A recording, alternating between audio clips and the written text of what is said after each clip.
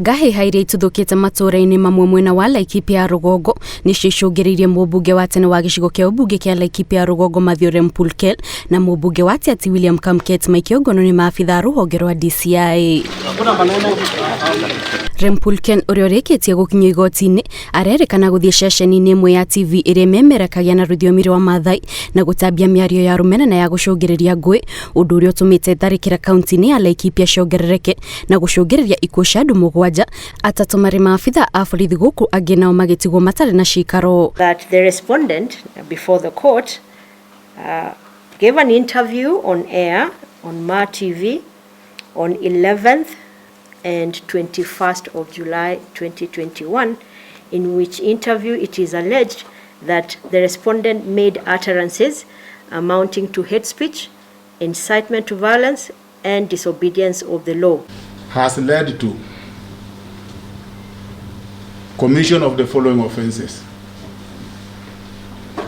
murder of innocent members of Kikuyu, Meru, Kisis, and other tribes surrounding the Nature Conservancy and ranches in Laikipia. Wakiri wa Rempulkel akĩmũtetera augĩte atwarĩtwo igoti-inĩ matamenyithĩtio ihĩtia rĩake na koguo matinaheo kahinda ga kwĩharĩrĩria, gũkũ nake wakiri wa Kamket agĩteta tondũ wa gũthiũrũrũkio na matinakinyio igoti-inĩ thutha wake gũikio ngono. Kuna sababu yoyote ya kusungushwa kwa hizi police stations tatu kama sio kudhulumu Kamket ambaye polisi wamezoea kumdhulumu kwa kushindwa kufanya kazi yao ya kudumisha usalama katika taifa letu la Kenya.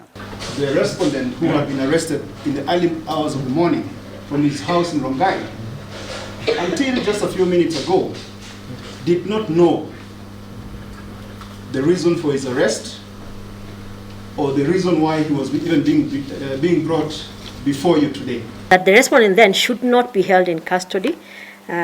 He should be charged if the state has decided, as per the draft charge sheet, that he should face incitement to violence charges, that he should be charged and with that charge and being granted the rights of bail and bond under reasonable conditions. Commissioner wa Rift Valley George Natembea augĩte thirikari nĩ yongereire thigari iria iratabania mũngũrũrio wa kũiga ũgitĩri matũra-inĩ macio, ateti makĩheo mũkana wa kwaga kũranga kũrĩa kũrĩ na ngahĩha ici.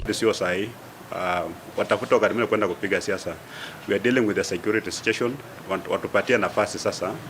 Hiyo area imekuwa declared a disturbed area. Gũtigĩra thayũ nĩ wacokereria matũra-inĩ maya. Natembea araiga nĩ mongereire mbũtũ cia maabitha a borithi arĩa makũrana mĩbango ĩrĩa yothe ĩbangĩtwo ya gũthararia thayũ matũra-inĩ mangĩ marĩa marĩ kaunti-inĩ ya Laikipia, mĩario ĩrĩa ĩnyitĩtwo mbaru nĩ Minister wa ũgitĩri Fred Matiang'i. Government, we will resettle those people and support them to ensure they are living peacefully. We want a peaceful country and a stable country.